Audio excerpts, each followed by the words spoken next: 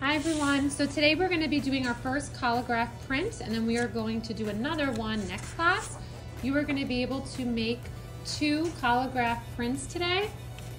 So you're going to take your black paper and you're going to write your name with the white crayon and your art code, which is _ whatever your art code is. Then you're going to write 1 slash and you're going to leave it open. Then you're going to do that again with another paper. That stands for your first print. You're going to write your name, your art code. Now it's going to be 2 slash, leave it open because it's your second print. Then I'm going to put it to the side. Now I'm going to make sure I grab the one that says my first print. And you are going to have the choice of gold or silver ink. I will try to pair you up with someone that wants the same ink. We might have to move around a little bit. I'm going to start by pulling down some of my ink with this brayer. Remember, we always keep this belly up when we're not using it. Now I'm not going to pull all of it down because it's going to be too much.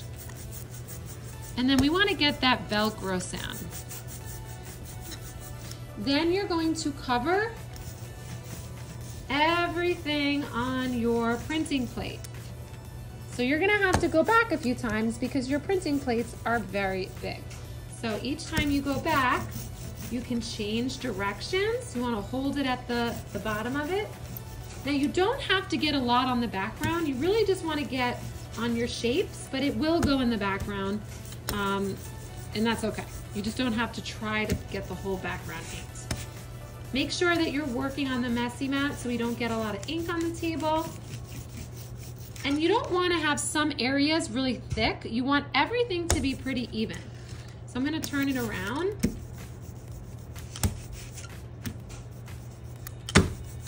You're going to need a little bit more than you think. So this first one is going to take a little bit longer to do, and you might not like it as much as the second one. So now I'm going to go back and make sure everything looks really shiny.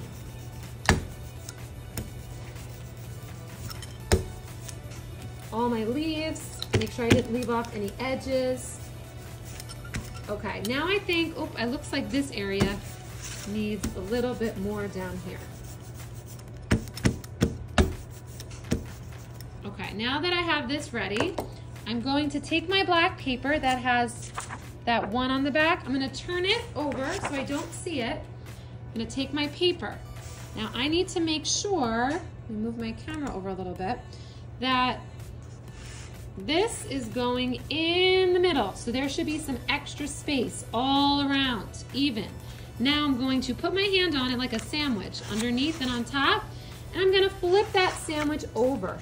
Then I'm going to take one of these clean brayers and I'm going to press really hard. I can't lift it up and peek because then it might move around. So I'm going to push just a few times. I would say maybe twice, going back and forth, making sure that we get from top to bottom with a lot of pressure.